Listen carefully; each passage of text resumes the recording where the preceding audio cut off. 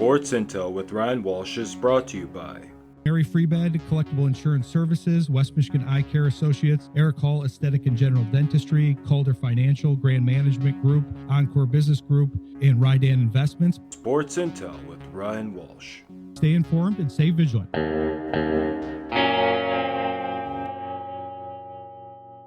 Happy you can join us on a blustery holiday here, our third holiday show, I think. I'm looking at Dan here. He's in studio with me, along with my mom and I. Glad everybody could join us, and I'm glad this first guest can join us here. I've wanted to get him back on the show since his first appearance. It was a great appearance. We talked about his second book and The Enchanted Season, but now I want to talk about his first book. It's called Few and Chosen, and the reason I want to talk about it is because it goes through the history of the Tigers and ranks them, and I want to see if he's got any updates since he wrote it, and maybe contest a couple of the rankings with them. So happy to bring on the big wheel, Lance Parrish. Welcome to the show, Lance. Hey, great to be with you. Thank you. Yeah, I'm excited you can join us here. Have you been? I know this book came out a while ago. Have you talked about it in a while? Do people ask you about it? You know, interestingly enough, not too long ago, I don't even know how long it's been now, but I got a call from somebody that was connected to, I guess I'm getting old. I'm losing my memory here now. But Tom Monahan. Oh, okay. Oh, gosh. Yeah, so Tom Monahan still follows baseball, obviously, and he was a huge Tiger fan before he became the owner of the Tigers. And somewhere along the way, he picked up a copy of my book, Few and Chosen. And he wanted to try to get a hold of me via email or something to let me know that he had just finished reading that book, and he thought that it was one of the most informative and best books on the Detroit Tigers that he's ever read. So I was, honored that he would compliment me in that way, and I was, happy that he enjoyed the book. I mean, it's a kind of a give and take thing with this book, because I made lists on who I thought were the top players at every position, and obviously everybody's got their own ideas of who should be number one, who should be number two, who should even be on the list, and who's not on the list. So, it's kind of a fun deal that way. But, through it all, I think that we were able to put together a pretty good book with some pretty good information and a lot of Tigers history. And, if anybody's into the history of the Detroit Tigers or follows them closely, this would be a great pickup, because there's a lot of good stuff in there. And again, I heard what you said when you came on. If I had updated the book, well, I have not. I mean, but trust me, I sit here all the time and think, well, this was published in 2010, so obviously there would be a few additions to the list on this book, and unfortunately, I don't know if we'll get around to doing that or not. But that's the great thing of this. Everybody could look at who's on whatever list and squeeze somebody in wherever they want. Well, that's why I wanted to do this, because basically that's the goal of this. I want to kind of mention each of the players you have at the position. We don't necessarily need to belabor it or argue it too much, but then maybe throw in a couple names that maybe you considered or would merit consideration since then. There's only a couple major beefs I have on this, because like you said, it's an opinion. it's a classic sports radio type topic. Who's the best at this position? We usually stay away from that kind of stuff, but this is the way that we would prefer it done. It's so, like you said, it's so information heavy. There's a lot of reasoning. It's not just throwing out, okay, who's better, Jordan or LeBron or whatever. It goes into a lot of detail, and I think that's that shows in the book. I think it's almost 3,000 pages, if I remember correctly. So very informational. Make sure to go out and get it. Few and Chosen. But yeah, I want to run right down the list. I'm gonna 3,000 pages. No. Well, that's I feel like, yeah. If I'm looking at my Kindle right here, it says 2830. I don't know if maybe that's the Kindle version. Anywhere near 3,000 pages. That must be the Kindle version. But just so people are prepared here. But it's a lot of pages. I think the print version is like half that, if I remember correctly. Pages in print. but yeah, either way, a lot of information here, and so I want to run down the different positions, and so I'm going to save catcher for last, since that's your position.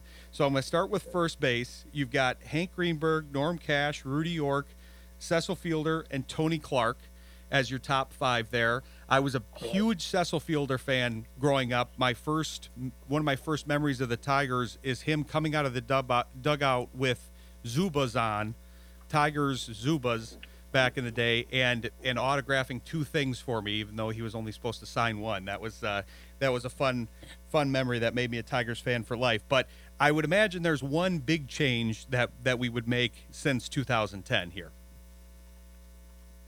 Well, before we even get started, I would just like to, preface all of this by saying that when I went into this project, when I was asked to participate and, select my 5 top guys at every position, what I did was I went back, and obviously there are, and I might have mentioned this the last time we talked, there's an awful lot of great players that have worn the Tiger uniform, and, they deserve every accolade they've ever gotten. But in this particular book, I tried to base my decision on guys that played the majority of their career or put up the majority of their numbers while they were in a Detroit Tigers uniform.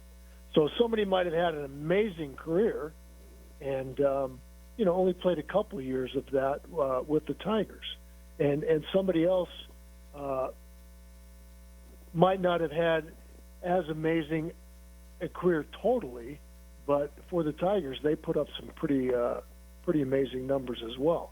So that's kind of where I tried to put my emphasis on, and I got, into arguments with different guys actually with the Tigers about this, and, how could you put this guy ahead of that guy? And I go, hey, I get it, and that, in my opinion, is the beauty of it, whatever criteria anybody else wants to use and slip anybody in or out wherever they want to do it, it's it's the way it should be. But for that particular reason, that is why I selected the guys that I selected, because the majority of their careers were played with the Detroit Tigers. So there you go. Oh yeah, I think that's a great note and a good system. I mean, I'm definitely not going to try to argue with Lance Parrish over top Tigers. I just think this is a fun exercise here, and mainly just kind of review which ones would be added, because that's why I brought up first base, because obviously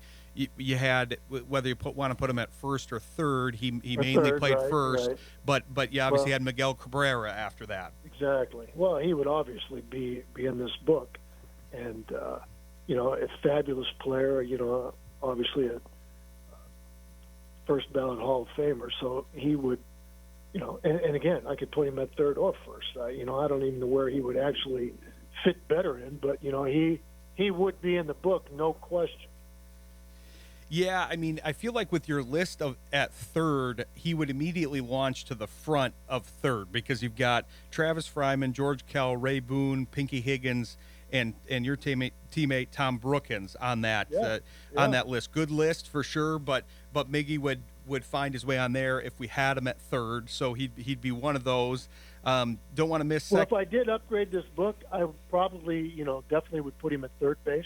Okay. Because that's where he started his career. He was a third baseman. He eventually moved over to first.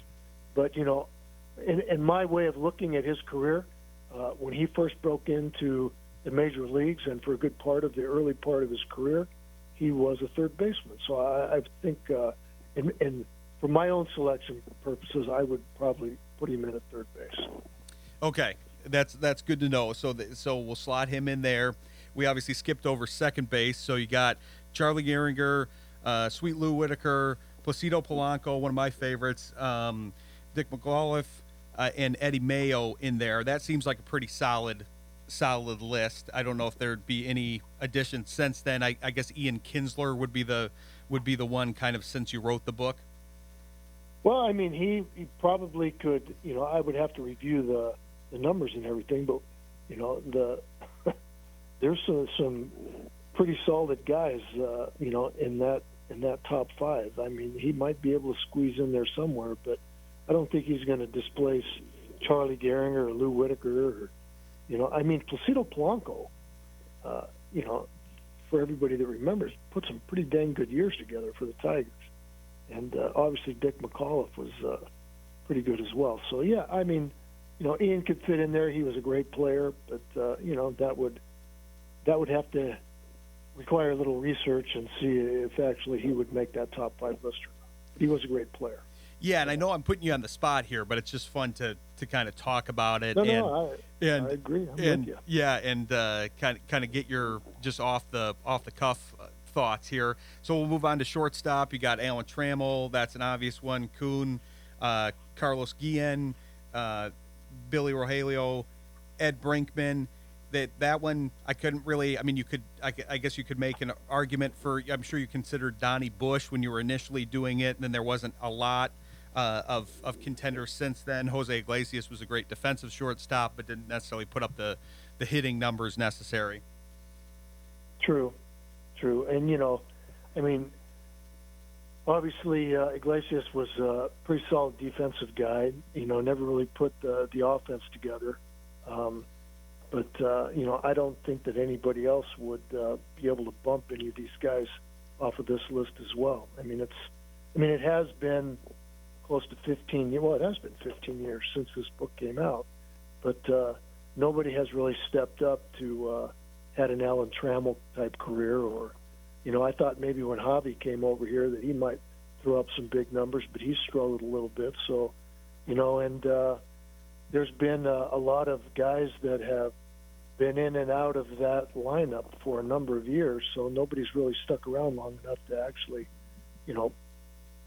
put some decent numbers up, on a consistent basis. So, the 5 that are there for me are going to stay there. Yeah, I'm with you on that. Yeah, I think a lot, surprisingly, when I went through it, because, I tried to kind of throw some other names out there just for discussion purposes, conversation purposes, and I thought there would be more. And then when I looked at it, I mean, there really are.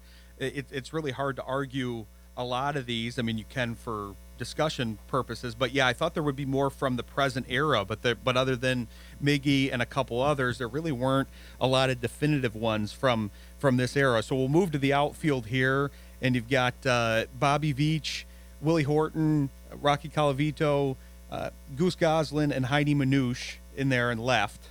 I know outfield's probably kind of tough because guys rotate around a little bit.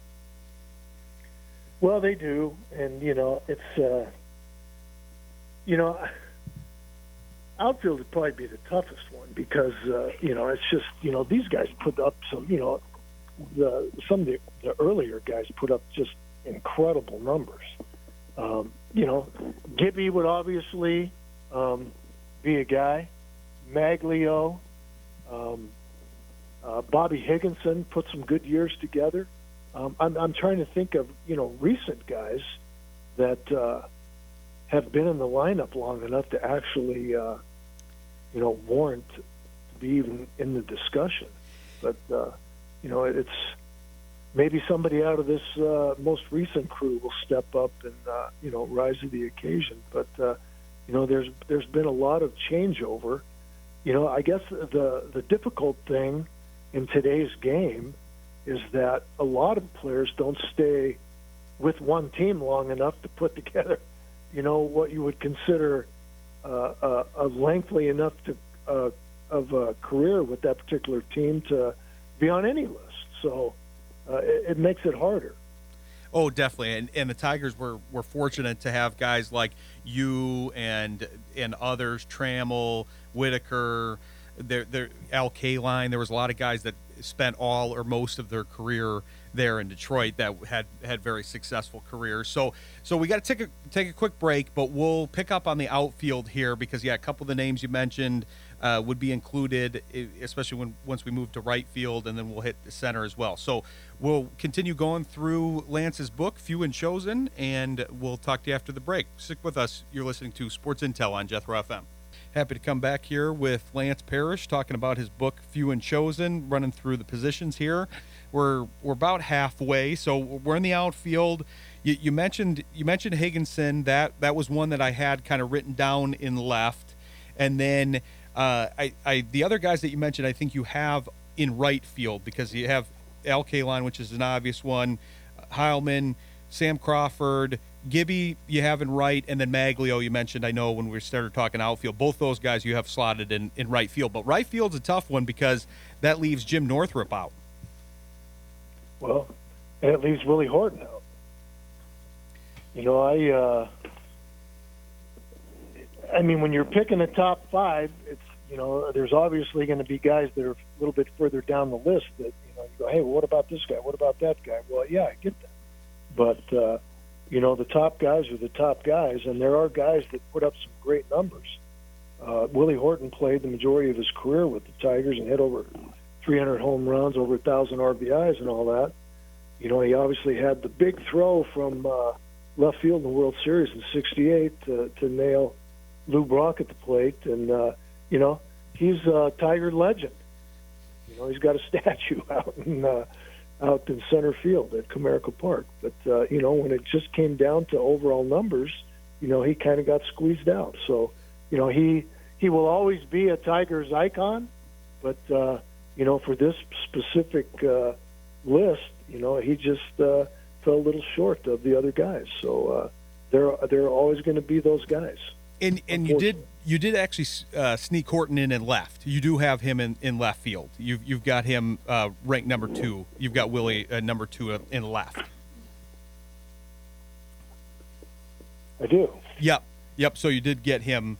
You did get him in. Yeah. This is where outfield becomes tough because of the position flexibility. Oh, you're just talking about left field, right field, center field. Yes. Yep. Okay. My bad. Yeah, because you broke it down by position. I so yeah, you did. thought you were making reference to still the top 5, but yeah, in left field, yeah, he's definitely in the top left fielders that we've had, and Bobby Higginson as well. And who else would qualify for that? I'd have to, you know, rack my brain here to try to think of how many guys I could remember that actually played out there in left field. I mean, there have been good ones, but you know, on a yearly basis, a year's basis, total, you know, overall time in a Tigers uniform, you know, even though there are guys that, you know, when I left the Tigers in '86, it seemed like every time I looked up, they were signing another guy that was an all-star from another team, you know, Fred Lynn, Lloyd Mosby, you know, and on and on. There was just some big-name guys that were in Tigers uniform for a couple of years, even though they had fabulous careers. You know, they you know, didn't spend that much time with Detroit, and consequently would not have qualified to be on any of these lists. But, you know, there are some great players that have come through Detroit over the years.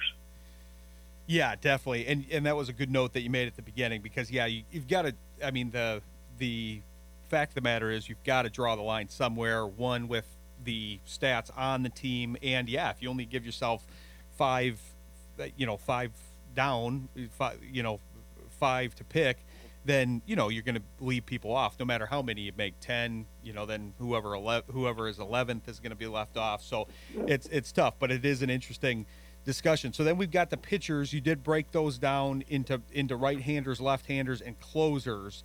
That's where there were a few that I would imagine that maybe you would kind of add on, because we've had Verlander and Scherzer and guys like that, Kenny Rogers, after you wrote, you know, that concluded their careers after you put the book together.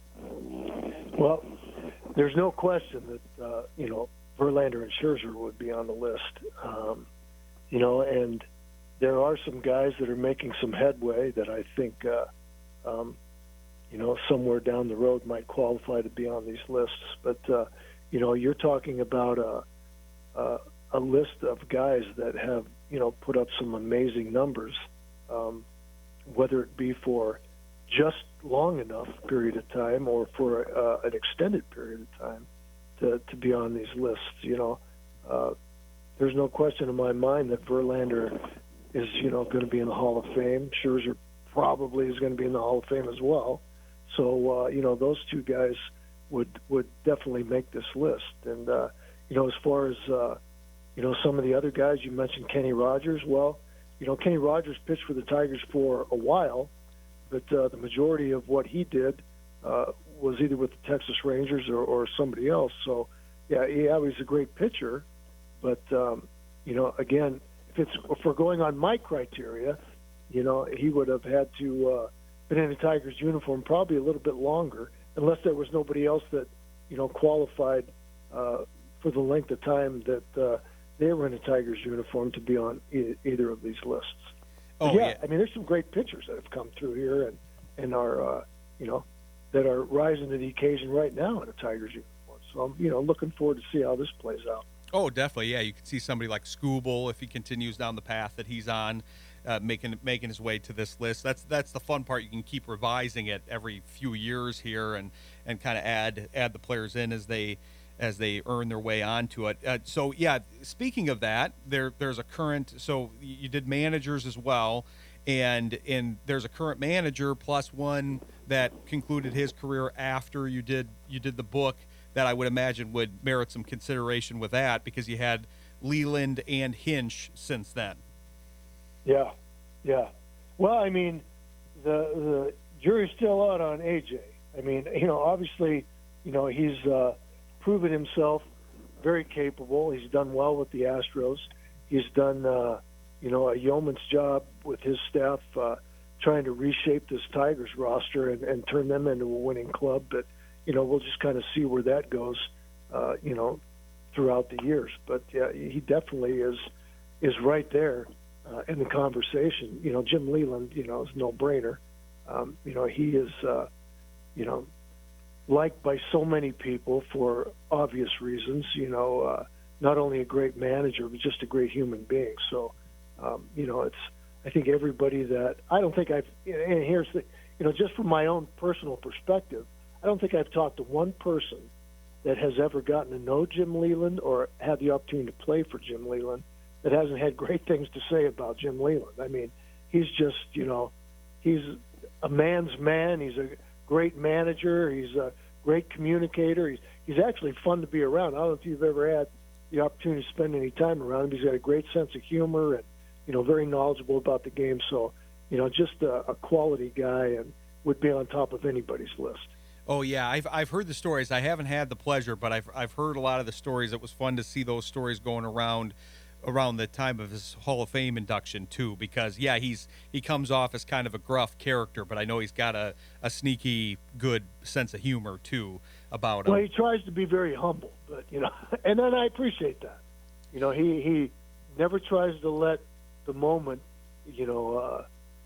get the most of them or act like he's above anybody else. He likes to lay in the weeds, but when you get him off to the side or get him in a clubhouse setting, I mean he's amazing. So yeah, he's a lot of fun. Well, you're giving me a perfect transition there when you're talking about humble, because we're finally to catcher, and your catcher list is Bill Freehan, Pudge Rodriguez, Mickey Cochrane, Mickey Tettleton, and Matt Noakes. I feel like there's a name missing on there, and I can't imagine I'm the first one to say that to you. Well,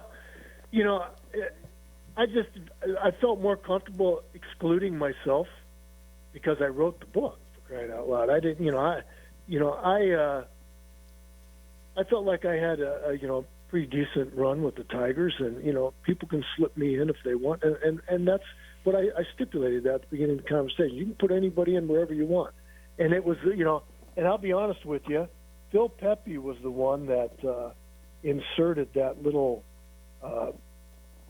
couple pages or whatever page about me and my career, which I appreciated. But I had no intention of writing anything about myself or putting myself in there. And that's just kind of the way that I wanted to do it. But, I eventually got in and, he said some nice things again, so I appreciate that. But I had a good run, and I'm proud of what I was able to do, and proud of being a part of the '84 World Championship team. And I felt like I worked hard to get to where I was at, so it's all good. But I would much rather draw the attention to the other guys. Bill Freehan was always a huge guy in my life when I was a young developing catcher in the organization. Became a very good friend. He and his wife became very good friends of my wife and myself. He was, every bit the mentor and the teacher and just a great friend. And really, he made a huge impact on my career. So I can't say enough nice things about him. And he had a great career as a catcher. So I thought it was only fitting that he would be number one on the list. And even though Pudge Rodriguez did not, put on a Tiger uniform for very long, he had an absolute amazing career. And, for the short time that he was in Detroit, he put up some pretty good numbers and made huge contribution to their success.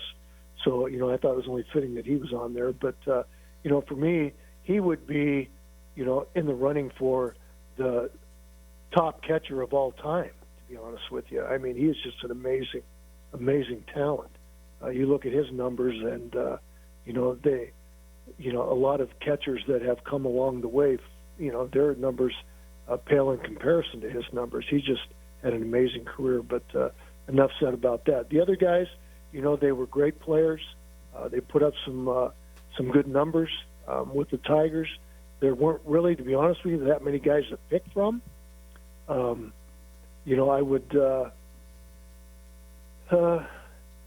Jake Rogers for me, even though he hasn't, put up the offensive numbers that everybody would like to see, if this guy would put a string of offensive seasons together, he would climb up that list in a hurry, because I think he's a great defensive catcher. He does a great job with the pitching staff. He's a great leader on the Tigers right now. And, I think he does everything. He just has not put together, consistent numbers offensively. But if that happens, he's going to shoot right up that list.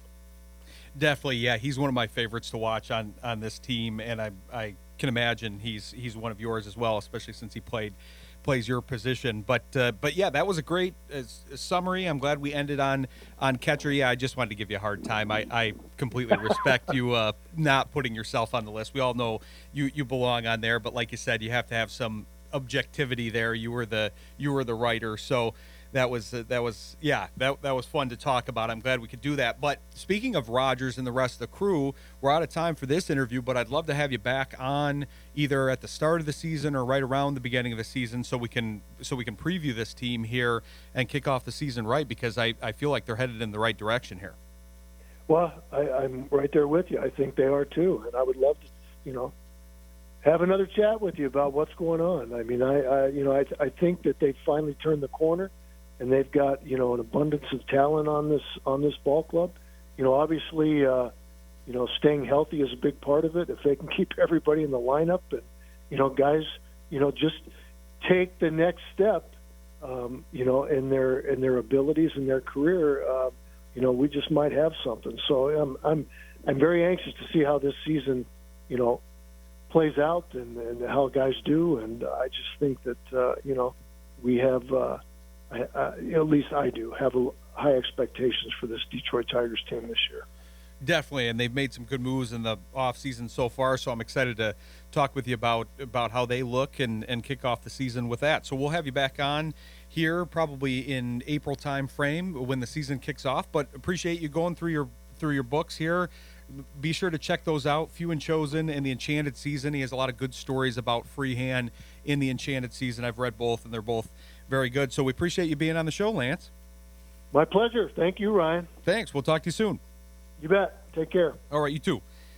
Thanks to the big wheel, Lance Parrish. We appreciate him being on the show. He'll be back on soon enough here, hopefully. But we're going to turn our attention to hockey, and we're going to have Ryan of the Grind Line podcast on to talk about the Red Wings and the exciting Four Nations exhibition here so far. So stick with us. You're listening to Sports Intel on Jethro FM. Happy to bring on Ryan Randall of the Grind Line podcast.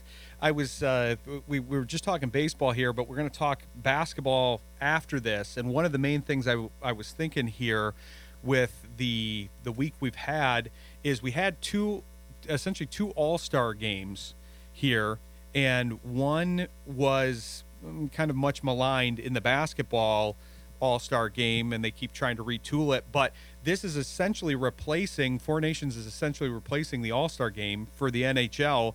And I feel like it's off to a rousing start. You guys have to be liking this Four Nations theme here. Yeah.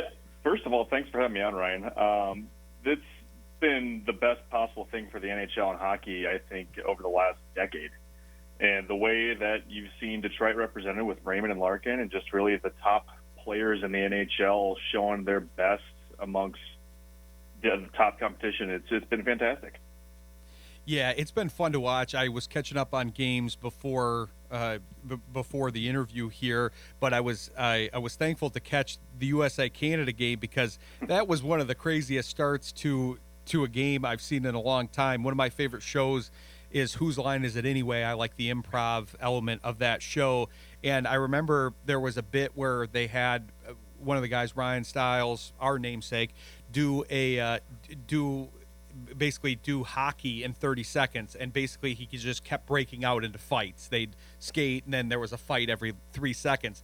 Hockey doesn't feel like that anymore, but that game sure did. No, it was reminiscent of the grind line.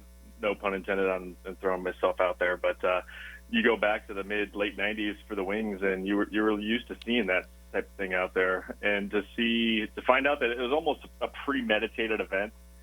Based on some of the comments from the Kachucks, and to have 3 fights in the first 9 seconds against arguably the USA's biggest rival in essentially everything, especially hockey, it was almost poetic justice to see how it all just kind of unfolded. It was beautiful.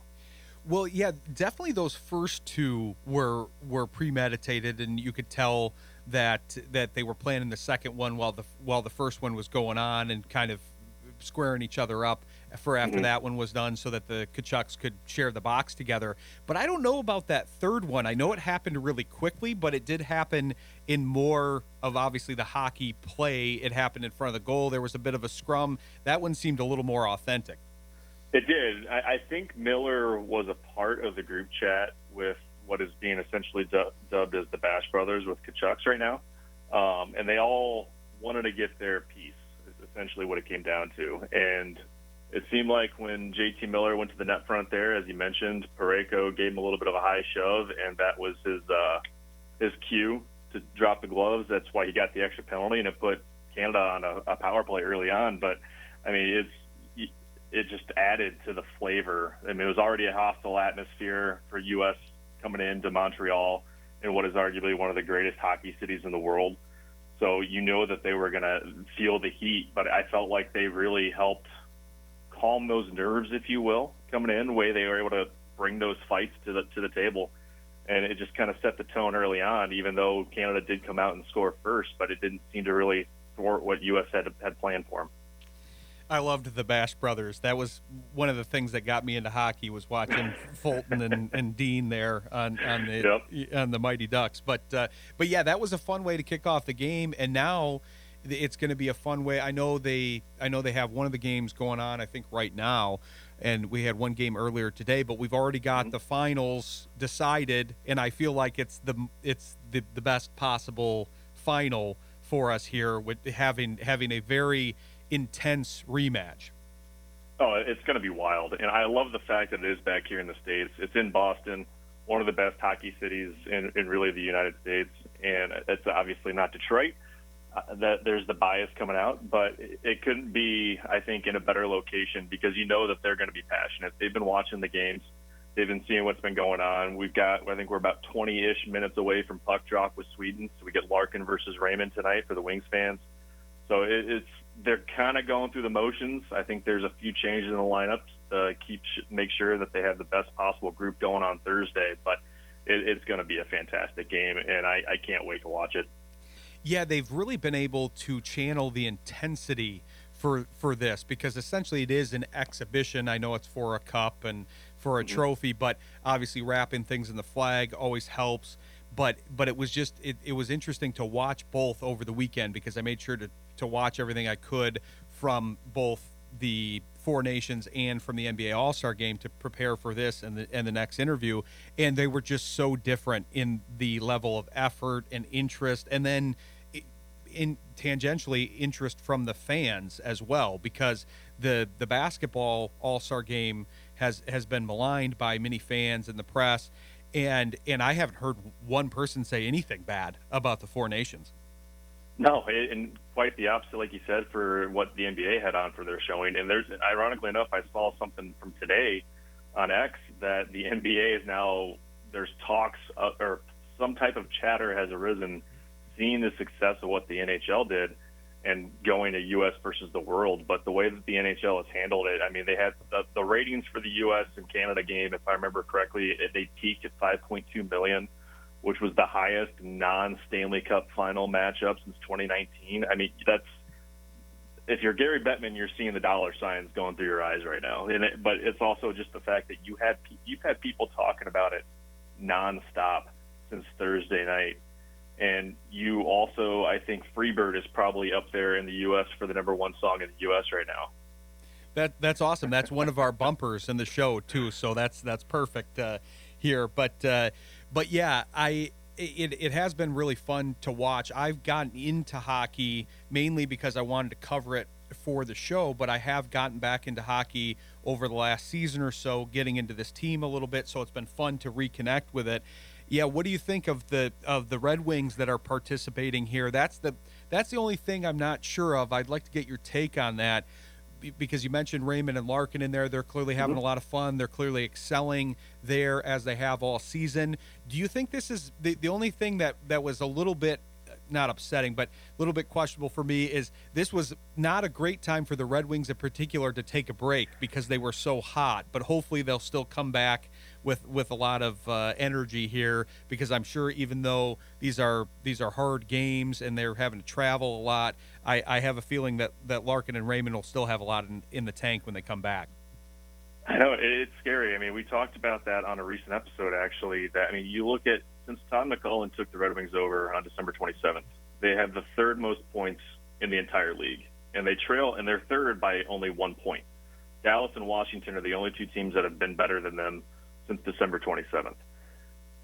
The fact that you've already seen 2 7-game win streaks with Todd at the helm, it's been a night and day difference. I know the big comparison goes back to, ironically enough, 2019, as I mentioned, with ratings. It goes back to the St. Louis Blues in the run that they made at that point in time. But Detroit, we've seen them go from, it was the 27th worst, or they're ranked 27th in the league up until Todd McCullough took over. Obviously, I just mentioned they're up to third in the league. The way that they're structured right now, and barring anything crazy, as long as Larkin and Raymond stay healthy over these next 4 days, I think that the momentum they've had, because they've both had great tournaments. We had Larkin getting the game-winning goal against Canada. You have Raymond, who's up there with, I think, 3 points in 3 games so far, or 2 games. They're both performing at a level that we've been accustomed to, essentially, the last couple of seasons. And really, I think the game against Canada is where we saw Larkin doing what we've come to expect of him, but now that his name is getting a little bit more respect, it seems like, at the national level. And it's that type of thing that you can see the pride in Larkin's interview after the Canada game, in particular, just how excited he is to be able to wear the USA jersey again. And I think that momentum, I hope that momentum from this tournament comes from both those guys back into the roster and keeps that emotion high for them, because they have a lot of work to do to try to maintain that second playoff spot. The expectation from Yzerman was he expected this team to make the playoffs. They're in the wild card conversation right now, so I really hope they can keep it going. Yeah, me too. And we've got to take a quick break here, but I want to come back to that after the break, because, yeah, they've been very hot, and I think they are getting a lot of eyes on them with those 7-game win streaks, and now the national attention to Larkin. And even though his team hasn't played quite as well, they've had some tough losses. Raymond has also looked very good in Four Nations. So we'll pick up with the Wings with Ryan after the break. Stick with us. You're listening to Sports Intel on Jethro FM. Coming back here with Ryan Randall of the Grindline Podcast. We've been having a good conversation about Four Nations here. That's been a lot of fun, but want to talk some Wings here, because that's your specialty, and they've been very good. And I'm going to start in a weird place. So I've been listening to the podcast. It's a great podcast. Everybody go check it out. in preparation of talking to you on the show, and I like how you combine some great hockey analysis with things that are a little bit more kind of fun. You talked to the guy that threw the octopus on the ice. I thought that was a funny interview, and I liked that I think this was a fan question, but I have a beef with one of your other guys on the show, not you, because you were on the right side of this, but they were talking about the whole Mo Sider with the breadsticks thing, and they were dissing Olive Garden, and I can't have that. I can't have that. I like the all you can eat Olive Garden breadsticks, pasta, all of that. I have a buddy that I do that with every time I see him. Thank you. I don't understand how you can be upset as a person at unlimited salad and breadsticks from Olive Garden, especially the breadsticks. It's just it's a classic. It's a pun, or however you want to call it. It's a classic American staple, even though it is an Italian restaurant. And I used to go there all the time growing up. And the fact that I have blasphemy on the podcast, knowing that one of the hosts is a hater of said breadsticks that are so fantastic, it's going to cause a civil war at some point. Well, and I may even end up having him on the show to discuss this. We'll see. But he sounds very hoity-toity with that. I mean, come on. It's like less than $10 to do the all-you-can-eat breadstick, salad, and soup, and then yeah, the unlimited pasta. Now this just sounds like an ad for Olive Garden. Olive Garden, if you're listening, we're taking sponsors. But yeah, it's like $15 for the unlimited pasta too. So yeah, that offended me. Also, I thought the cider breadstick was actually kind of low too. I thought that you had it at what, 6.5? I think I went the over under 6.5, but I was taking into account if he did take the super salad. So it was kind of a. I mean, you think about the meal, you go with the salad with it, and those are some pretty hefty breadsticks. They're not lacking when you go in there, unless you get the small batch somehow. But I feel like 6.5. Yeah, it's a pro athlete. Maybe it depends on if it's a pregame meal or postgame meal, or if it's not a game day. I don't know. There's a lot of things you can take into it, but I felt like 6.5 was a safe way to go. Well, yeah, you got to factor everything else in too, with all the other food. What is he having for the pasta? Does he like to accompany the pasta and the salad and the soup with the breadsticks, or are those just an appetizer? My frame of reference is all thrown off too, because the guy that I go with, my buddy that I go with, he has, this is not an exaggeration, his record there is close to double digits with the unlimited pasta bowl. He'll have close to 10 bowls of pasta. That's after 4 minestrones usually to start out. So this is cute. And this guy's like 5'8", 160 pounds too. This is not a large man. I have indigestion just thinking about that much food. I know it's a sight to see, especially because he's a very slow eater. So it takes like 3 hours. But I digressed. I thought that was a fun conversation. But that's the kind of thing you can find on the podcast. But this is a fun team. It's fun to have those types of conversations, because this is a fun team. I feel like it is one of those teams that's kind of coming together at the right time. They have some older guys that are providing leadership. You got Larkin that's been there for all that time. They keep talking about the playoff drought with him. You've got Kane coming into the fold and providing his leadership, and then you've got obviously this young core that Yzerman has worked hard on building, and it's fun to see them going out there and cutting loose under McClellan. Even though he's kind of an old school coach, he's also just let them play hockey. Yeah, and the famous quote that I'll clean up here is "play effing hockey" from Todd when he first came and joined the team. I mean, one of the first interviews he gave when he took over is that from the outside in, watching this Red Wings roster and what they do on the ice, they look fragile.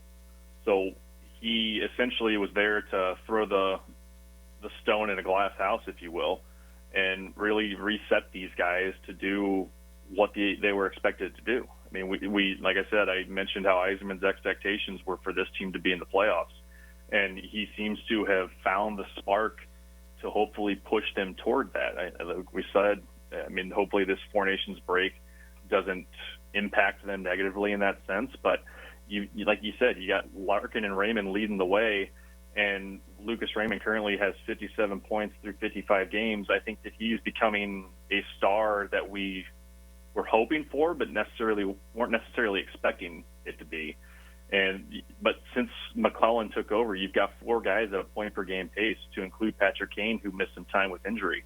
So everyone is stepping up in a way that you would hope for. But when you've got guys like when Lucas Raymond and Mo Sider are your 2 main talking points outside of the captain Dylan Larkin, that's your best possible scenario for what this team can look like moving forward, because there's so many guys in Grand Rapids and overseas right now that have been drafted over the last 3-4 seasons that haven't made their mark on this roster yet. I mean, we've seen in Edmonton, most of these guys that we're seeing truly impact the roster are age 23, 24 and under. And to have sustained long-term success in a league as difficult as the NHL, that's what you are looking for. And it's just been, as Yzerman has stated over and over again, not to try to go play the homer card, but you have to have patience. It's not the NFL where we can just go and have a good draft year for 2 years in a row and boom, you're a playoff roster. Well, yeah, and I talk about that a lot on this show, regardless of the sport, because I do feel like the teams are kind of all maybe unconsciously following a similar path with putting a good culture leader in charge of their team, building a young core through a strong general manager, and then layering in the veterans. That's a tried and true strategy for team building, but there's always an interplay there, because the fans want, especially nowadays with all the immediate gratification we have in our life as a whole, they want the star, they want the guy that's going to put them over the top, but the culture is what sustains getting that core and having everybody fit into that culture and having that culture move the team forward. That's really what you want, and it's not a single player. It means that a single player comes in and fits into that culture or gets rejected by it. So yeah, it's fun to see them forming that over the last season or so. But that leads me to kind of the one remaining topic I want to talk about, which is the trade deadline, and if you see them adding any pieces here, because they do want to protect that culture. They are rolling, so they're in kind of an interesting spot. They are kind of on the outskirts looking in, or right at the right on the edge of the playoff picture. So you want to get over the top, but they've also got one of the better records in the league since McClellan got there. So I'm interested to hear your opinion on what they should do here, if anything, before the trade deadline expires. Yeah, this is a weird year for the NHL. And what I mean by that is you've got so many teams that are separated only by a couple of points, all vying for the same spot, 2 spots in the wild card, essentially. It's when you look at Detroit's roster, I mean, there's probably the same people that fans look at. They're like, I wish this person wasn't here. You're going to have that with any team. I mean, if it's me trying to make a move in what is such a weird market, if you will, I mean, I'm trying to shore up the defense in some fashion. I mean, they're still, like I mentioned, with how much more improved as a team they are under McClellan. I think they've got a +10 goal differential, which before that was absolutely abysmal. They're still struggling on the penalty kill. I think since he took over, they're still hovering at about 71%. They could do some things better defensively, and I think a lot of that goes from their middle to bottom 6 forwards and also their depth on defense. You could argue there's some guys potentially in Grand Rapids that could fill that hole, but there's a lot of potential deals to be made. But the teams that you try to would maybe make those moves with are all in the same boat. You got 32 teams all trying to kind of do the same, have the same mindset going into this one, because we're going to see a giant bump in the salary cap. So maybe we do see Yzerman go and maybe quote unquote swing for the fences and do something a little bit more crazy and try to get a solidified defenseman. But with the emergence of a guy like Simon Edvinsson and Albert Johansson, maybe that calms the waters a little bit. But to me, just to make a long story short, I think depth defense and middle and bottom 6 forwards, more specifically on the center side of things, I feel like your veterans, as you mentioned a little bit ago, JT Compher and Andrew Kopp, have been a bit of a disappointment for the money that they're making. And if you could shore that up, I think that'd go a long way. But it doesn't necessarily fit the long-term needs. I guess it depends on how you want to approach it, but to maybe put them over the hump lock them into a playoff spot without shaking up the roster too much, that's where I think you'd look at. Yeah, that makes sense. I figured you would go defense there, but like you said, that is why it's tough, because there's a lot of guys coming down the pike here. We've already seen some of the young talent on the main roster. You mentioned a bunch of the names, but we've got a lot more coming. We're based here in Grand Rapids, so we see that here with the Griffins, and there's other guys that are coming, guys that are on the international scene too. So yeah, the future is certainly bright. But yeah, I enjoyed the conversation. It was great stuff. Appreciate you coming on the show. Make sure to tell people where they can find you, and I think you guys have merch as well, right? We do. So you can find all of our details, especially on X, formerly Twitter, however you want to call it, at GrindlinePod. We do some partnerships with Vintage Detroit Collection out of Detroit. You can find them also on X. That shares a link there. But the main, we can find, if you search GrindlinePod, you'll pretty much find us on X. You can find us on all your podcast platforms, as well as YouTube, and you can see us talking. And actually, it's fun on the YouTube side of things, because Greg will throw up different visuals, videos, like the octopus toss, for instance, that we talked about. But yeah, it's great stuff. Be sure to follow all of them. It's a fun podcast, and yeah, we look forward to having you back on here as the season progresses. No, I appreciate it, Ryan. All right, thanks, Ryan. We'll talk to you later. Thanks. Take care. All right, you too. Okay, thanks to Ryan Randall of the Grindline Podcast. Be sure to check him out. We'll have him back on. That was a great appearance. We're going to turn our attention to basketball. After the break, we're going to bring on Omari Sankofa of the Detroit Free Press, and he's going to take us through maybe the less desirable all-star break here on the basketball side, but the equally as desirable Pistons as the Red Wings here. They're doing well, and want to talk about them with Omari in his first appearance of the season. So stick with us. You're listening to Sports Intel on Jethro FM. We talked about talking to Omari Sankofa. We're having trouble getting a hold of him. So friend of the show and one of the MVPs for us here, Robert Bondy, is going to join us instead. He was scheduled for 8:30, and he's going to join us now. You might be our most regular guest, so this is appropriate that you're pinch hitting. So we appreciate you coming on early, Robert. Yeah, no problem. I always open to the audible. I was just spending some time writing about the upcoming game tomorrow, so ready to go already. Nice. Well, yeah, I can imagine there's been a lot to write about. I've been following your stuff on Spartans Wire, as all the listeners should here. There's great stuff on there. But yeah, this has been a fun team to watch. As you know, I'm an Indiana guy, but I've been watching Michigan State and Michigan to cover them for the show, and watching less Indiana. I just saw Indiana face Michigan State, obviously, and that was an interesting game. But they've been a fun team to watch. This seems like a very Tom Izzo team to me when I watch them. Yeah, I think exactly. They're exactly that, Ryan. You know, they do the three things that, you know, Michigan State basketball's been built on for years, and that's, you know, defend, run, and rebound, right? And because they do those three things well, they can make up for maybe some of their shortcomings elsewhere. You know, obviously the three-point shooting is something that anyone who's following this team knows has been a weakness, and really, you know, probably cost them that game against Indiana last week. Hopefully they shot from behind the arc. And then, you know, the other kind of weakness you could say is they don't have that one star player that you can always lean on, but they're built out with 10 to 12 guys that play a decent amount of minutes. So they're not a star-studded team by any means, but they're a team that, you know, on any given night, someone could step up. You know, you saw it over the weekend when Jackson Kohler was the guy who made the winning plays against Illinois in a game they had to have if they were going to remain in the Big Ten title race. Yeah, Kohler's been a good story on this team. He's got to be one of he's one of my favorite players to watch, and he's got to be one of the engines for this team. He always has a good motor. They obviously talked about how he's refined his body a little bit and gotten in better shape, and I think that helps because he does have a great motor, and now he's got kind of the body and energy level to match. Exactly, you know, and he's been a guy who coming in, I would hate to say he was underrated because I think he was a top 100 recruit, so it wasn't underrated, but he struggled with injuries, you know, the first couple of years, and this is finally a year where he's been able to stay healthy throughout the offseason and into this year, and he's had that ability to grow and build on his game, and because of doing that, he's also been able to, you know, put that motor to skill set all, you know, and complete that perfect puzzle.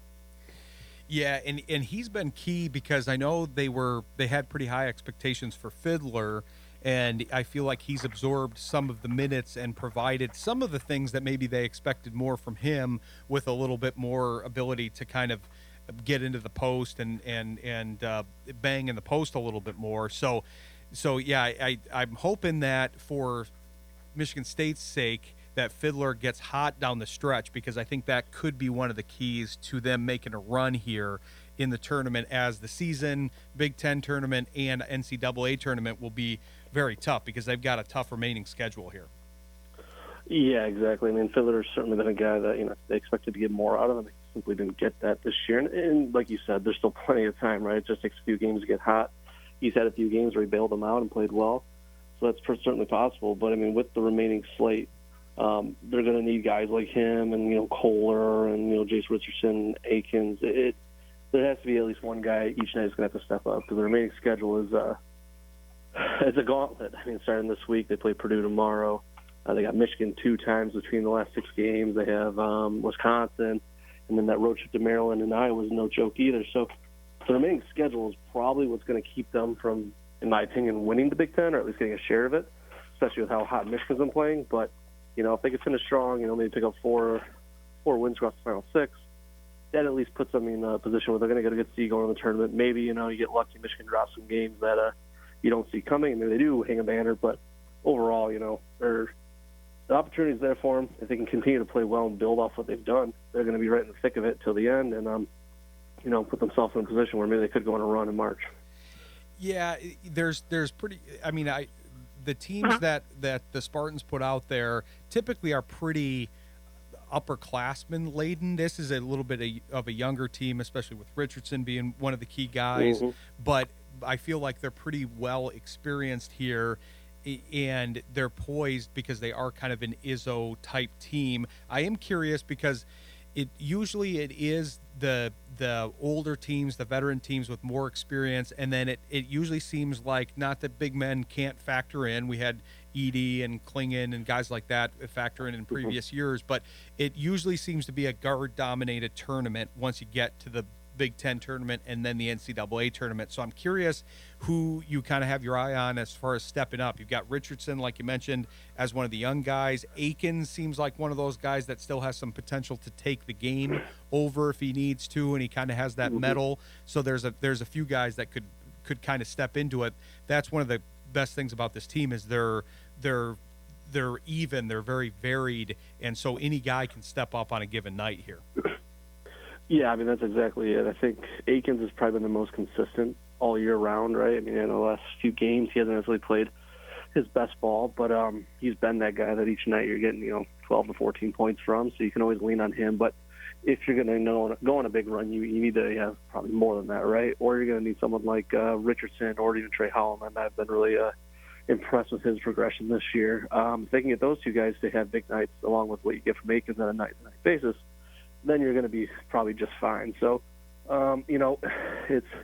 it's hard to say who's got to be that guy, because, those three are probably they're all going to kind of have to rotate of who's going to have the hot hand, who's going to be the guy that can make the plays that night to get the job done.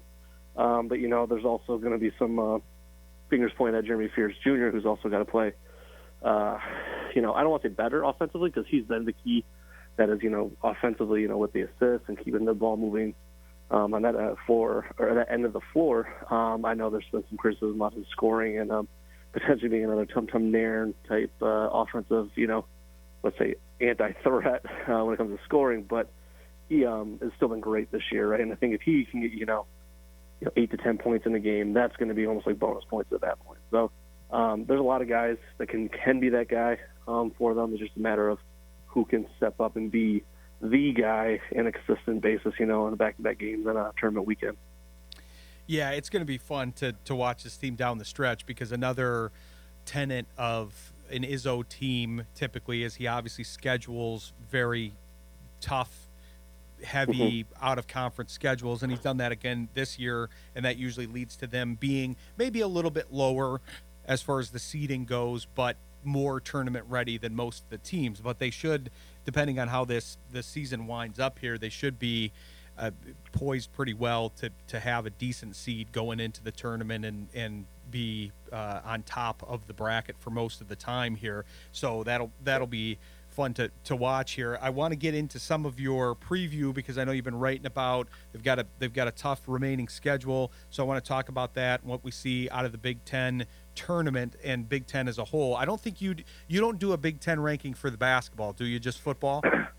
Yeah, I'm mostly just football. One of my peers at Spartans are doing the basketball ones. No power rankings for the basketball end, but I do have some thoughts certainly on the top of the league, and I kind of laid out yesterday my thoughts after Michigan beat Ohio State of how this final few weeks will play out and who will be hanging banners at the end. Yeah, so we'll pick up there after the break and talk about the strength of the Big Ten because I think it's kind of underrated so far this year. But we'll pick up with Robert after the break. Stick with us. You're listening to Sports Intel on Jethro FM. Coming back here with Robert Bondy of the Spartans Wire. Yeah, Robert, I'm actually planning on going to the Big Ten tournament this year and checking everybody out live. That's one of my favorite events of the sports season, and it should be a good tournament. I've been watching, like I said, a lot of Michigan State, a lot of Michigan, some Indiana, and then I've obviously seen most of the teams that Michigan and Michigan State have played. And it kind of reminds me of the football season. They're beating each other up, but I feel like they're going to be looking pretty good once it becomes tournament time and they're facing other teams from other conferences that haven't been through this grueling of a schedule here. Yeah, I mean, the Big Ten has been it's really loaded and brutal because on any given night you could go down. I mean, you look at even some of the teams at the bottom of the league. Penn State, who is going to be hard-pressed to even make the Big Ten tournament, they gave Purdue one of their 4 losses earlier in the year. So you're going to see that at any given night, anyone could win. Minnesota, is one of the few teams, again, more towards the bottom of the league that, beat Michigan earlier this year and has beaten some teams. So the Big Ten tournament alone is going to be a lot of fun. It's kind of a new twist to it, right, with the 18 teams. Now it's only the 15, I think, make it, right? So the bottom 3 don't. So it gives, the final few weeks even more motivation for those bottom teams that are still trying to continue their season. And then at the top, I mean, again, you're going to see some upsets, I'm sure, because of the top teams being great, but also the middle teams really not being too much far behind. Yeah, it's going to be fun down the stretch here. You mentioned writing about Ohio State and Michigan. Ohio State is one of those teams that's going to have to make up some ground here probably in the tournament, but that's going to make the tournament even more competitive. They're obviously playing for seeding, but then some of them are playing to get in. So I know I've read some of your recent articles, but what was kind of your analysis of the top teams? Because there are some strong teams at the top, and then the middle is kind of bunched up, but there's a lot of strong teams in the conference overall. Yeah, I mean, yesterday, obviously, with Michigan State being a focus of my work, well, I kind of dived into, what are the chances of Michigan State being able to still get a share of the Big Ten championship, kind of after that big win over Illinois, where do things stand? And right now, again, with Michigan winning yesterday, that puts them almost in the driver's seat with the remaining schedule. I think they have a 1-game lead on the Spartans, but if you look at the 2 teams' schedules, Michigan has, I don't want to say it's easier because anyone in the Big Ten could beat anyone we just talked about, but it does seem a little less significantly difficult, right? So for Michigan State, at least, they got to have, they probably got to win 5 of their final 6 to give themselves a chance at winning the Big Ten. And that's not going to be easy with, a road trip at Michigan coming up on Friday. You have Purdue at home, Michigan at home, Wisconsin at home, at Maryland, and then at Iowa. That's 6 tough games. I mean, even again, Iowa's one of those teams that's towards the bottom of the league, but winning at Iowa is not going to be an easy game. So the other 2 teams I think that are still in the mix as far as the Big Ten title goes at the top would be Purdue and Wisconsin. Purdue dropping that game against Wisconsin over the weekend really hurts their chances because, again, they have a pretty tough finish as well. And then Wisconsin's kind of one of those teams that maybe hasn't gotten a ton of attention for most of the year. They've been kind of hanging in the weeds, and all of a sudden they've really popped up. And I wouldn't be shocked if they won out the way their schedule sets up. Again, there's no easy games in the Big Ten, but they certainly have the easiest of the 4 teams in that title race remaining. And outside of the game at Michigan State, they're going to be favored in 5 of their final 6. So don't be surprised if the Badgers find a way to get a share of the title at the end, too. Yeah, they're one of the teams that I really haven't gotten a good feel for so far this year, but I have heard a lot about them, and I feel like that's classic Wisconsin. I know we went through this in the football season, which this was fun when we were talking about how each team kind of has a has a trait. I don't know if it's a toxic trait, but a trait that Yeah. kind of identifies it in football. I feel like basketball is that way too. We already described Michigan State. They're typically a veteran-laden team that retains their players. They don't deal with the transfer portal much.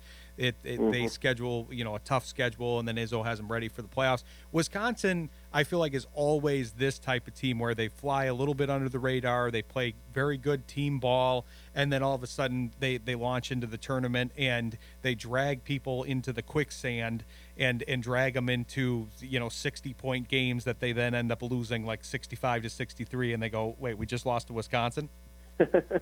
Yeah, it does seem like they kind of muck it up a little bit, and the thing about Wisconsin that's funny is that they're I think when the seeding came out over the weekend, because the NCAA released their preview of the top 16 teams, Wisconsin I think was a 3 seed. Michigan State wasn't included in that top 16. So what's funny though is I really can't name too many of the Wisconsin players. I couldn't really if I saw some of those guys on the street I wouldn't recognize them. Obviously they're probably big and you just see there's some other athlete, but they're not a star-studded group again, or maybe a team. It's a good team, right?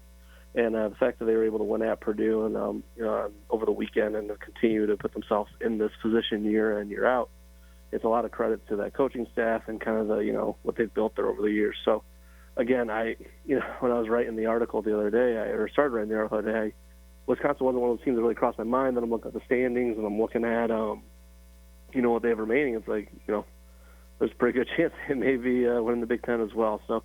Again, Michigan's setting the pace. They're playing really well. They are kind of skating by. I think I've read 7 of their last 7 wins have all been by 4 points or less. So you almost wonder if something's got to give, but hey, give them credit. They keep finding ways to win, and at some point maybe they get bit. But if they don't, they're going to be certainly winning a Big Ten Dusty May's first year, which is pretty incredible. Who knows if it's his first year and his last year. I know there's some Indiana chatter already going on there. I'm sure, Ryan, you're aware of that, but certainly great job by him. Well, I've heard the short list for Indiana is Pat Riley and then John Wooden and then Brad Stevens. I always make fun of us on this because they always want their aim is way too high. I know that it's a storied program, but I mean, when I went there, I started there the year after Bobby Knight left. And so that was a great year because they went to the finals that year with the Mike Davis team, and then they kind of went downhill after that. But their best coach in this recent time has been Kelvin Sampson, and he wasn't there long and didn't do a good job with the program. He's done great with Houston. But it's just funny that every time this comes up, they always throw these names out there that are either impossible. That's why I threw John Wooden in there, but impossible or just aiming way too high. And Dusty May is a great example. I feel like guys like Dusty May and Brad Stevens, they could have had those guys at a given time, but I don't know. I know that this is maybe Dusty's dream job, but man, the time to get him was when he was coming from Florida Atlantic, not when he's coaching a Big Ten team that's had a better track record in the last 20 years. I know Indiana fans won't like that, but it's the truth. Yeah, no, it's certainly true. Everything you said there, I'd agree with. I mean, I'm sure those who were making the decision last year of retaining Mike Woodson are probably kicking themselves because I think if it was between Michigan and Indiana last year for Dusty, I think it would have been a no-brainer. Not that Michigan's not ahead of Michigan, or Michigan's not ahead of Indiana on the totem pole per se, but just for his connection to them, I'm sure that would have been his number one choice of those two. And it makes it a lot more difficult, though, now coming from another Big Ten school that has certainly their share of money to keep them around if they want them badly, which I would assume they would. So, I mean, don't get me wrong, the Indiana job probably will be the best job on the market this offseason. I can't predict who else will have openings, but that'll be up there as one of the top jobs. And I'd be surprised if they didn't come away with someone they're excited about, but I wasn't very excited about the Mike Woodson hire a few years ago, from the outside looking in. So it'll be interesting to see where they go because that is going to be one of your top Big Ten programs if they can get the right coach. And, the way they fund that program and what it means to that fan base, I don't have to tell you, Ryan, you know it. It can be a great job and a great program if they get the right guy. Oh, definitely. I mean, they have a good team this year. If they do sneak in, I could see, because because Woodson announcing that he's leaving is probably the best thing for the program, but two, that gives them the best chance this year. They kind of play him off into the sunset here, and if they can get those guys motivated, I mean, that front line is very strong. It's up there with Michigan's touted front line, and Yep. yeah, I think they could be good, but they've got to get some motivation here. But yeah, I think Michigan State's one of those that has a lot of chance to go all the way. They'll be one of the ones that I'll be rooting for, especially because I go Big Ten above everybody, and Indiana doesn't have any chance to maybe make the tournament, but not to win it, obviously. But Michigan State legitimately does. It's also going to be fun to watch the Big Ten tournament because, man, there's a lot of draft talent in this Big Ten here, because even though sometimes it's on teams that aren't necessarily performing the best as a team, like Rutgers, but Right. there's a lot of top NBA talent, because we've been talking to some of the guys that scout, and we'll do that more towards the draft. But there's going to be a lot of Big Ten players that we'll be talking about as potential lottery picks here. Oh yeah, I mean Rutgers is the perfect example, right? 'Cause they probably have two with their star-studded freshmen, and it just takes a couple of games for them to get hot in the tournament. Assuming they make it. I know they're kind of again on that Big Ten tournament bubble. They got to win some games on the stretch to make sure they get up there. But that's a perfect example of if they have NBA talent, lottery talent like them. It just takes a couple of games getting hot, and they could go on a run and maybe play their way into the tournament, the big one. But Purdue's got some guys. Michigan State, I think, with Jace Richardson's getting some buzz as far as the next level. It'll be interesting to see if he actually jumps after his first year, because I don't think anyone, at least no one I know or talked to, expected him to be on NBA first-round draft mocks at this point, entering the season. So there's guys there. I mean, it's a loaded Big Ten. And, again, it'll be interesting, too, with this being, again, the conversation that will come up in March. It's been since 2000 that the Big Ten's had a national champion. Could this finally be the year they break through? Because they are so evenly talented and, loaded at the top to some extent. But it'll be interesting to see, because I personally am getting tired of that always being the talking point during March Madness. Though it's nice that Michigan State was the last one that did it, but it would be nice to see a Big Ten team finally crack through and break that streak.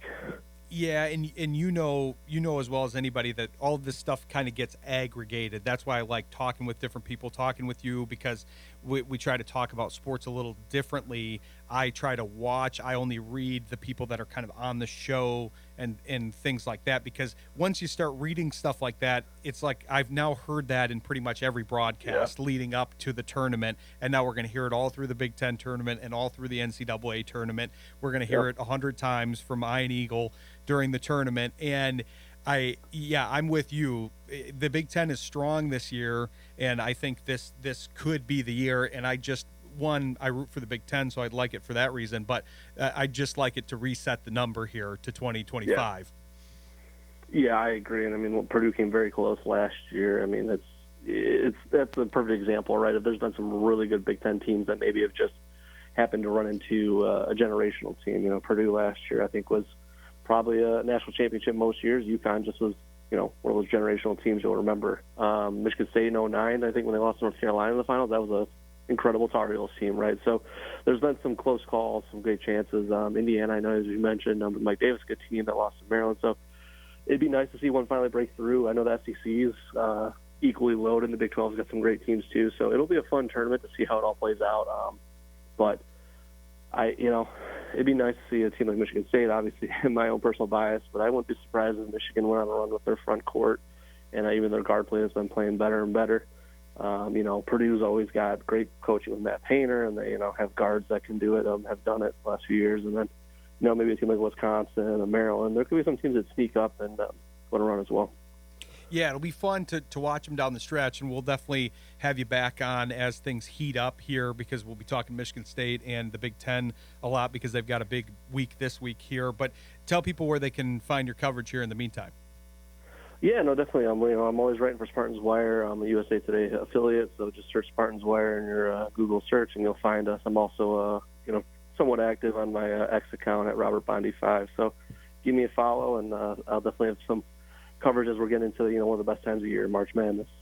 Definitely follow him. He has great stuff, and we'll have him back on the show soon. Appreciate you being on the show and coming on a little early in place of your former roommate, actually, I know. because we had to kick I know, Omari I might back. have to- yeah, I might have to shoot him a text and ask where he was. Hopefully, you guys are able to connect with him. He's always great insight on the Pistons. So, yeah, he's awesome. Yeah, I think I think he's good for 8:30 here. So we just swapped you guys. But if you have anything to All right, pass perfect. along to Omari, let me know. Yeah, definitely. No, tell him I say what's up, and always good. Always enjoy following his coverage and continue with that since Pistons are fun to watch this year for sure. It's funny how small of a world that is. I just learned that this week from Robert. So yeah, we'll talk to his roommate after the break. But appreciate you being on the show here, Robert. Definitely. No, always enjoy being on, Ryan. All right, we'll talk to you soon. Take care. All right, bye. All right, thanks to Robert Bondy. We're going to continue our basketball coverage with, like I said, his former roommate, Omari Sankofa. He's, I think, ready to go and great writer for the Detroit Free Press, so we'll talk to him in a minute here. Stick with us. You're listening to Sports Intel on Jethro FM. Happy to bring on Omari Sankofa of the Detroit Free Press here. Omari, we just talked to your former roommate. I didn't realize that you were roommates once upon a time with Robert Bondy. Yeah, this was, oh, man, yeah, Bondi's my guy. We were at the State News at Michigan State. We started at the same time as freshmen, and, yeah, lived together for a bit, too. So, yeah, that's a crazy coincidence. Yeah, when I put out the show post advertising you guys both on the show, Robert's been on the show several times like you have, and he sent me a message. He said, "Oh man, I can't believe Omari's going to be in the same hour there. He's my buddy, but we're really close. I love his writing. Used to be roommates, so it's funny how small of a world this is." No, seriously. The thing about sports writing is that, like, there's a lot of us sports writers, but it's still a pretty small community, especially, I guess, when you go to Michigan State and you have so many Spartans everywhere. So, no, Bondi's my guy. I love to hear that. Yeah, he's our main guy that covers Michigan State for us. He's done a great job. He covers football and basketball, and we had a good conversation about the Spartans because, yeah, they're playing pretty well so far this year. Yeah, they have been. There's a conversation to be had about Tom Izzo adapting to so many different eras of college basketball, right? Especially with the recruiting demands and how much they've changed over the last 10 years. So hopefully this is his year. I feel like they got robbed during the pandemic year, when they had the Cassius Winston team. So we'll see how they do this year. Oh, yeah. And this seems like a very Izzo team to me. That's what Robert and I were talking about. It just seems like a team that's poised to make a run. Izzo's doing his same kinds of things, scheduling tough at the beginning of the season, having them tournament ready, and it just seems, yeah, there might not be that superstar or current superstar, maybe future one, but it's a very balanced team that seems like it's a classic Izzo blueprint here.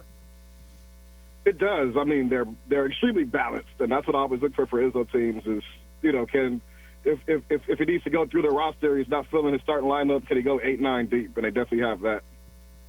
Well, yeah, we could probably talk Spartans for the whole interview here, but we got to get your take on the Pistons because we haven't had you on since the season started. We were talking in the break how I'm expecting you to be not that you were morose before, but this has got to feel different for you covering them this season because this is such a stark contrast, and it was a hard one to predict. They obviously had the young core, and we hoped they were trending the right way. But to turn it around this quickly is cool to see. That building has to feel different now. Yeah, it definitely does. Last year, especially during the 28-game losing streak, it kind of felt like going to like this ongoing funeral a few times a week, right? Like you just can't get out of the dumps for whatever reason. And you look at them now, and they have their best record at All-Star Weekend since 2009. They're 29-26. They've won 4 straight, and they're 18-9 since December 21st. So it just shows how quickly things can click once you get to, whatever threshold you need to get to. And we talked about it before the season started, but obviously they made changes with the coaching staff and front office and brought some vets in. And, you combine all that with Cade doing what he's been doing this season. And they're actually a good team right now. Their record's average, but they've been right there pretty much record right with Boston for about 6-7 weeks now. Yeah, we were talking with a hockey representative here. We were talking some Red Wings earlier in the show, and the teams seem similar to me in that they are going through a similar transition and strategy. They have a young core. that then they're layering in the veterans, both very hot going into the break. The main difference that we were talking about, though, I want to get your take on this because I know you've had some coverage on social media on it. The way that the leagues have handled the All-Star game and the exhibition seem to be slightly different and getting different reactions at either end of the spectrum here, because the NHL is getting rave reviews for the whole Four Nations thing, and I'm wondering what you thought of the All-Star festivities this year for the NBA. Yeah, I thought the actual basketball, like when they actually were playing basketball, was fine. I think the tournament setup that they had needs some work. Just like Cade Cunningham only played 5 minutes. Like he came off the bench and then, his team got eliminated, in the first round. So that's something that I would think they would probably look at, for a guy's first All-Star bid, to only play 5 minutes. Beyond that, I thought the basketball was fine. It was just everything else. The pacing I thought was really bad, especially at the end where you finally get to the last game at about, 10-10 after over 2 hours, and then you pause it for 15 seconds to honor the TNT crew. And inside the NBA, those guys are legends, don't get me wrong, but I don't know if you needed to interrupt the NBA action for that. So, I think really just pacing, right? There's just way too much downtime, way too much talking in between the actual basketball. And if you could, fix that, then, I think you're going somewhere with the overall format. But, no, definitely just way too much downtime, too much talking. I think they've got to tighten some things up. Yeah, I'm right there with you. I'm glad you brought up the inside the NBA thing, because I'm a big fan of them, especially Ernie Johnson. That's been one of my favorite shows for a long time, even though it's not a sitcom or a regular show. But I've watched that show religiously, and it felt like it did a disservice to both them and the game. It was a weird combination, right, where it didn't really benefit anybody to take that break, especially with the combination of kind of, I guess, letting Kevin Hart kind of loose, and he was like it was like he was hosting another roast, but it was a roast of the All-Star game instead of Tom Brady. That was the other element that just kind of felt a little forced too. Yeah, when they announced Kevin Hart doing the live commentary, it just seemed like it was doomed to fail, like initially. Like, I don't know who asked for that or if anybody asked for that, or what the initial convo was, where they thought that the game would be improved by Kevin Hart essentially cracking jokes and roasting the players live. But, yeah, again, like, there's just a lot going on, and that's really what it felt like, just too much going on. Like, if it's about the basketball, let it be about the basketball. But it just felt like we were jumping from point A to B to C to D so often that never really felt like it was about the players in basketball. And that's sort of the issue I had with it the most, is just how disorganized it felt. Yeah, I agree. The one thing that I did like about it, that I feel like they could kind of use with the model of the Four Nations to a degree, where you wouldn't necessarily have 4 individual nations like that, but I liked that they had themes to the teams, and I'm wondering if that would drive some more competition. If you said, okay, we're not just going to draft them, we're going to intentionally put in all the guys that are over a certain age, and they'll be, the vets, and then we'll have the young guys in here, and then we'll have a Rising Stars team, we'll have an international team, whatever it is, however you want to delineate the teams. I feel like that might at least motivate the guys and say, hey, we're the vets say we're not done yet, the rookies say, hey, we're ready to take over, whatever it is. But yeah, they've got to increase the level of competition somehow. Yeah, so I did like dividing the teams up between the OGs, the young guys, and then the international players. Like, I do think, just from a storyline standpoint, that generated some good talk. I don't know about having the Rising Stars in there. Like, no disrespect to Stephon Castle and Zach Edey and those guys, but, like, it's All-Star weekend. You already had the Rising Stars the night before. I don't know if you need rookies in the All-Star game, right? And then you essentially give, Steph Curry and James Harden and Tatum sort of a layup game to, a cupcake game to get to the second round. So, yeah, I had an issue with that, too. Like, my thing is, if we're going to have 4 teams, but you have only 3 teams worth of All-Stars, then just have 4 teams worth of All-Stars. Like, you have guys who are left off who are deserving every single year just because of how deep the talent level in the league is. So, yeah, instead of having the Rising Stars there, I would just have 8 more All-Stars, and let's just have a real tournament. Like no cupcake teams, no rookies or sophomores. Let's just have all the All-Stars here. Yeah, I agree with you there. Yeah, it seems like you could get a fourth themed team in there and have it be a little bit more competitive because they already have their feature part as the Rising Stars as well. So what'd you think of the skills night the night before? We covered the game pretty well, but what'd you think of the dunk contest and the 3-point and the skills competition? Yeah, other than Chris Paul and Wemby trying to cheat, like, I thought it was fun. I think, like, I always enjoy the skills challenge for what it is. I always enjoy the 3-point challenge for what it is. Dunk contest, obviously, has been a little bit more hit or miss, but at least you still get some good dunks in there, I would say, right? So I would say, like, I feel like that's pretty standard at this point.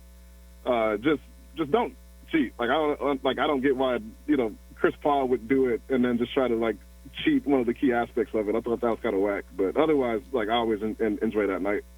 I feel like that was the most Chris Paul move possible, though, to try to work his way around that system. Yeah, it's amazing to me, because the dunk contest especially, it feels like there's so many things that have been done, but there were some original dunks there that I thought were pretty good. I thought that Mac McClung's inclusion there, I think, has kind of risen the level of competition. Hopefully some other guys come in there and challenge them. I thought Castle did a good job, but hopefully we get some bigger names in there. But it's been fun to watch them. But we've got to take a quick break, and then I want to get back to the Pistons here, because got to talk about your thoughts on the trade deadline and how they've progressed so far this year. So stick with us. You're listening to Sports Intel on Jethro FM.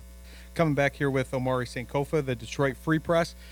Yeah, Omari, I wanted to get your take on the Pistons are in an interesting position here. We didn't talk to you before the trade deadline, but we just talked about this with the Red Wings rep, how they're kind of in a similar position to what the Pistons were in, that they have a young core, they have a culture that's developing, they were on the right track, so you don't want to really necessarily do anything to upset that.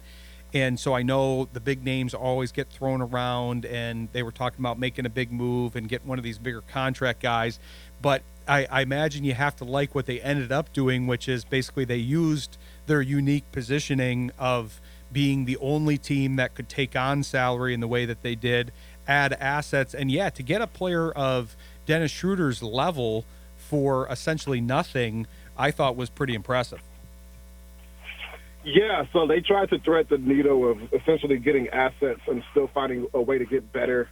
And, like, going in, I think the understanding was just that you wouldn't be able to get much better and make that big swing, get it, like, if you wanted to, just because of the assets that those types of players were fetching. And the Pistons, because of that Isaiah Stewart trade they used to get him, like 4 years ago, they still owe a future first-round pick. So they really wanted to get out of this deadline without sacrificing any assets, keeping the roster together, but still finding a way to get better. And as you mentioned, they get Dennis Schroeder, and then they also got 2 future second-round picks. And Schroeder really addresses their need for just a veteran ball handler. They really needed one before Jaden Ivey got hurt, but especially after.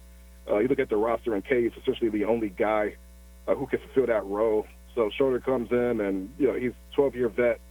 He's played with all sorts of superstars, been on winning teams. You know exactly what you get with him. And with the second-round picks, you're also up to 13 second-round picks now, which, it's something. It could be something. It could be nothing. We don't know. But Trajan did mention that they have some deals on the table to get more assets that fell through. So if they had an opportunity to get another first-round pick, I'm sure they would have. But in the end, they kind of just have to settle for 2 future seconds and Dennis Schroeder, which, again, you didn't give anything up for those things. So a pretty good deadline for them. Well, and I feel like Schroeder really meets a need, too. They were talking about some other guys before the deadline. I know Lonzo Ball was thrown around a lot, which is kind of an odd one for me. But I feel like Schroeder, they clearly were trying to angle to getting a secondary ball handler that would also complement Cade in certain ways. And I feel like they did that, especially with, if you kind of had to power rank the options of who can they get with basically, not spending anything on it, not giving up any assets for it, receiving assets in the process. I feel like that's a fairly high-level player, especially with what he was doing in Brooklyn at the beginning of the season. I know he had a lot more usage there, but I feel like the Golden State tenure kind of dropped his value unnecessarily, really. Yeah, so like in Brooklyn, he's shooting like 39% from three, like some of the best shooting numbers of his career.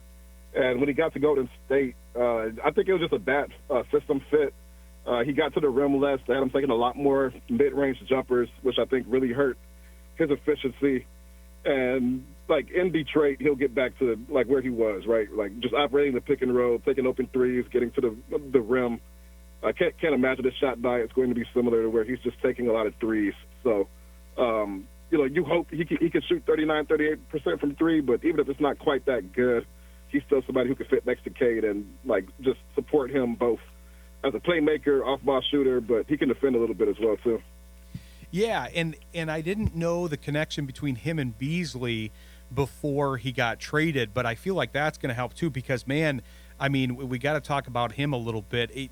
I've always been a fan of his, and I thought they got him for a nice value, but even me having fairly high expectations for him, I mean, he's exceeded every one of them. One, just in his level of shooting, which I already knew was high, but the leadership that he's provided has been quite invaluable too. No, it absolutely has been. He's a guy that wanted to be here. He's a guy that at 27 had never really had the chance to be a veteran, and that was important for him at this stage in his career. And like it's out there, but I still don't know how many people know. Just that Beasley also has family here. His mom's from the west side of Detroit, so he has extended family here in the city. So those were all reasons why he wanted to come play here. And yeah, I mean, as you mentioned, like he's exceeded like every reasonable expectation you could have had. Like he's shooting, I think, 41% from three. He's one of the league leaders in volume, but also in accuracy too. And him and Anthony Edwards have kind of been going back and forth, for the lead in made three-pointers this season. So, I mean, he's been excellent for them. He's given them everything they've needed and more as a veteran, as a leader, and then obviously the on-court shooting as well. There's really been no downside. He's been huge for them. Yeah, I mean, what a value, and it's nice that he wants to stay with this team. I mean, that's always the tough part when you are rebuilding because there's guys that maybe they get higher usage, so they say, okay, I'm going to parlay this into either more money or a better team or both. And now you have that in Detroit. You've got cap space. Yes, you're going to have to spend it on some of the young core, but you've got guys that actually want to be there, which is nice considering the point that we started at, which you were, with what you were talking about, that large losing streak last year. It's amazing to think that this is now a destination that guys actually want to come to.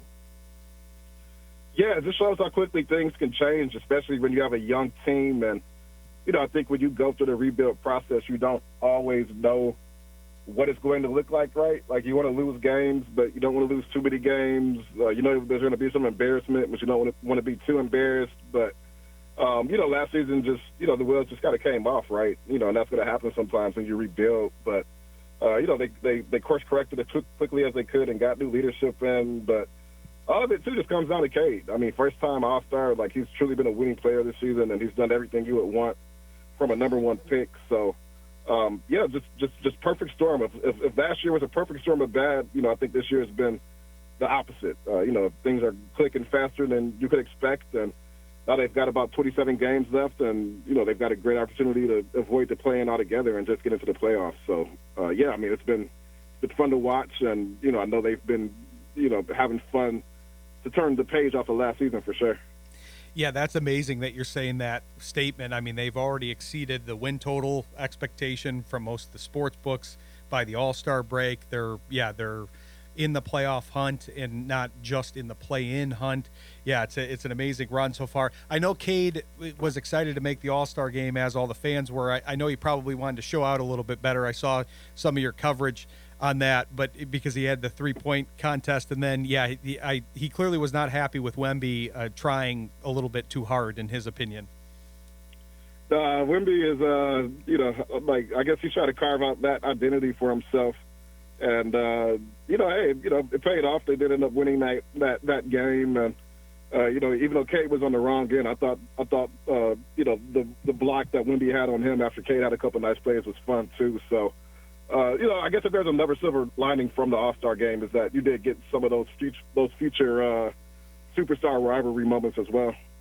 Yeah, I mean, the future is bright, certainly, with the NBA. I know the format and the content wasn't exactly what people liked, but it was clear by watching some of those young guys, especially Wemby, Castle, played very well, as you mentioned, that, the future is bright, and in Detroit, too, with that young core. But yeah, we appreciate you coming on the show, Omari. Tell people where they can find you and about your coverage and the podcast. We've been having some of your podcast mates on the show, too. No, absolutely. You can find me online at freep.com. That's FREEP. You could follow me on Twitter at my first and last name. That's OMARISANKOFA. And then lastly, you could also follow me, my podcast with Bryce Simon. It's the Pistons Post. And that's on Spotify, Apple, or wherever else you listen to your pods. Yeah, we had Bryce on a couple weeks ago, and we had Wes on last week. Awesome. I'm happy to see that the love is being spread. Definitely. Yeah, we like having all you guys on. We'll definitely have you back on again. I didn't know Wes was here local, so we're talking about having him in studio possibly, and then doing something with all of us here at one point. So we'll plan that out. Oh yeah, absolutely. That would be a lot of fun. Yeah. Love having you on the show, and we'll definitely have you on again soon. Be sure to follow him in all those places, and we'll talk to you soon, Omari. Yeah, talk soon. Thank you. All right, thanks, Omari. Sports Intel with Ryan Walsh.